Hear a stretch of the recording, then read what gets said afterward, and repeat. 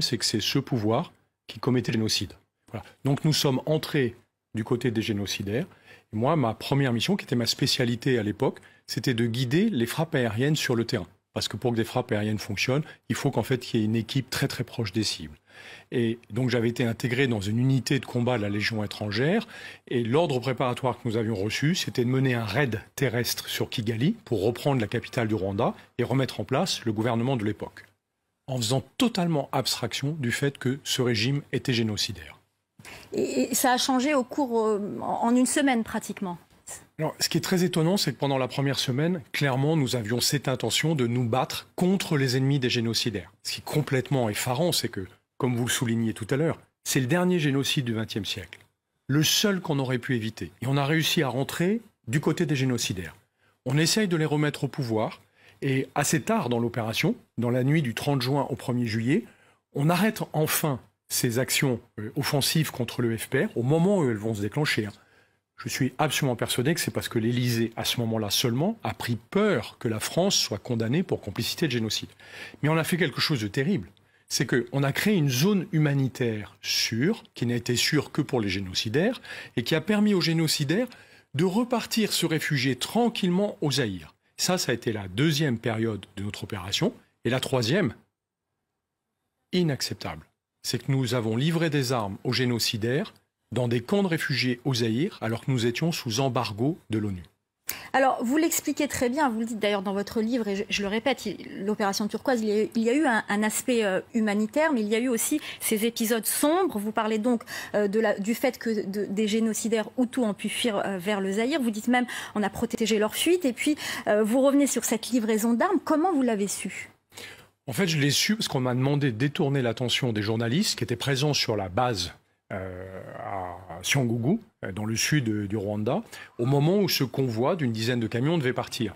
Et c'est en me demandant de détourner l'attention des journalistes que j'ai compris que c'était un convoi d'armes. Et le soir, au débriefing, j'ai été effaré des arguments qu'on nous a servis pour justifier cette livraison d'armes, qui étaient en gros, il faut donner des signes d'apaisement aux soldats du gouvernement, parce que sinon ils pourraient se retourner contre nous. Comme si en réarmant des soldats, on les rendait moins dangereux. Je souligne quand même une chose, c'est que dans toutes ces actions, et dans mon témoignage, en aucun cas je ne mets en cause mes compagnons d'armes. Ils ont fait ce qu'ils pouvaient de manière très professionnelle. Alors justement, vous le dites, certains officiers ont contacté le plus haut sommet de l'État, ont essayé de faire passer le message que ce n'était pas une bonne idée de livrer des armes à de potentiels génocidaires dans ces camps, au Zaïre, l'actuelle RDC.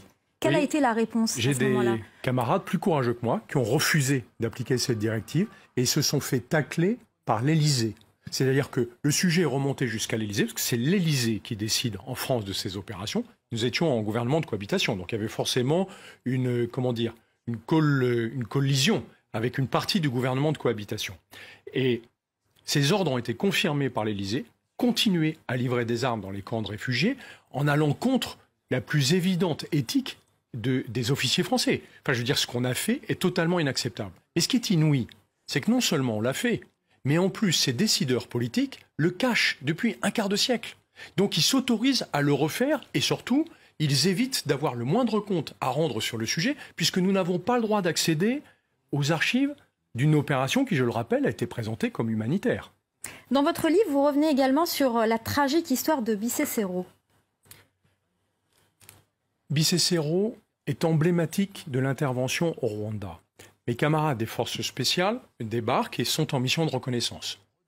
Et ils trouvent des rescapés qui ont échappé de justesse au génocide, qui sont poursuivis en permanence par les forces gouvernementales, l'armée, les gendarmes et les milices, qui d'ailleurs sont, à mon avis, à peu près les mêmes en permanence. Et on leur donne l'ordre de ne pas s'en occuper.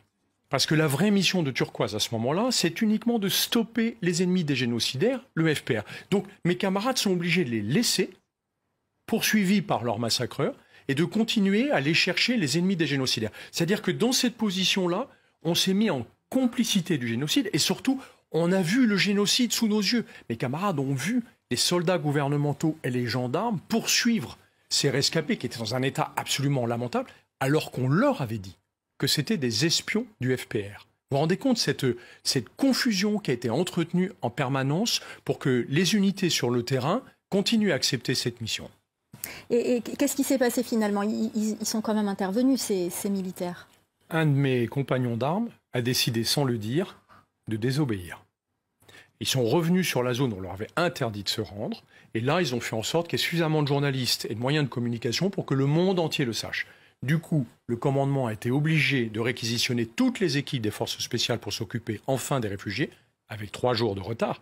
Mais ce qui est dramatique, c'est que l'unité de combat dans laquelle j'étais, qui aurait pu être mobilisée, puisqu'à ce moment-là, nous sommes à côté du PC des forces spéciales, nous sommes mobilisés dans la nuit du 30 juin au 1er juillet pour la mission principale, c'est-à-dire aller stopper le FPR. Et on nous envoie tendre une embuscade aux soldats du FPR et préparer des frappes aériennes, qui est mon job, parce que notre mission à ce moment-là, c'est de se battre contre les soldats du FPR qui, je le rappelle, sont juste les ennemis des génocidaires.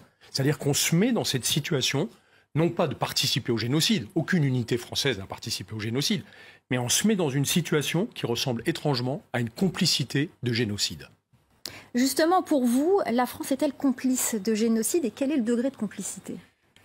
Ça n'est pas à moi de le déterminer. Ce que je raconte simplement dans mon livre, qui est un témoignage très factuel et très partiel, c'est que ce que nous avons fait est susceptible d'être qualifié de complicité de génocide. Je le répète, pas de participation au génocide, de complicité de génocide. Et ça, c'est inacceptable parce que nous avons été obligés de le faire parce qu'on nous a donné les ordres de le faire. Donc c'est vers les décideurs politiques de l'époque qu'il faut se tourner et leur demander des explications sur les raisons pour lesquelles ils ont pris de telles décisions. Avez-vous des regrets ? Je vais vous dire, mon regret le plus important, c'est que, d'abord, c'est le seul génocide qu'on aurait pu éviter. J'aurais aimé me battre contre les génocidaires. Ça m'aurait fait vraiment plaisir et je pense que mes compagnons d'armes auraient adoré.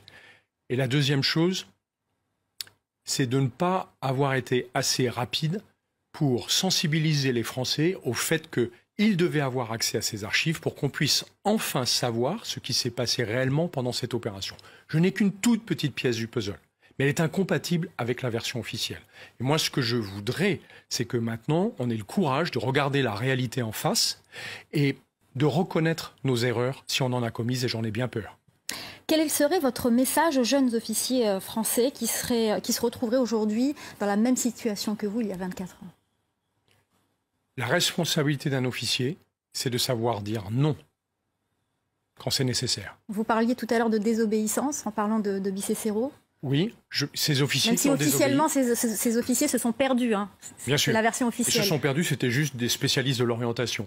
Au même titre que certains de mes camarades ont refusé d'obéir à la directive de livraison d'armes. Voilà, je pense qu'eux font honneur à l'armée française, mais encore une fois, ça n'est absolument pas un réquisitoire contre mes compagnons d'armes, c'est une interrogation démocratique sur ce qu'il s'est passé et sur la manière dont aujourd'hui en France, on contrôle les opérations menées au nom de la France, mais dont les Français n'ont pas à connaître. Qu'attendez-vous aujourd'hui du nouveau chef de l'État, Emmanuel Macron ? Je crois savoir que votre livre lui a été transmis. Qu'attendez-vous de lui aujourd'hui ?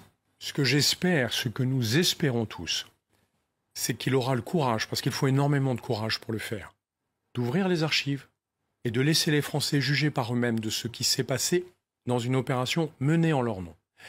Ça nous permettrait aussi d'honorer la mémoire du million de victimes que nous n'avons pas su empêcher. Dernière question, vous avez dit dans une interview... Je ne suis pas un lanceur d'alerte, je suis un empêcheur de transgresser. Oui, c'est vrai. Je n'aime pas qu'on me présente comme un transgresseur.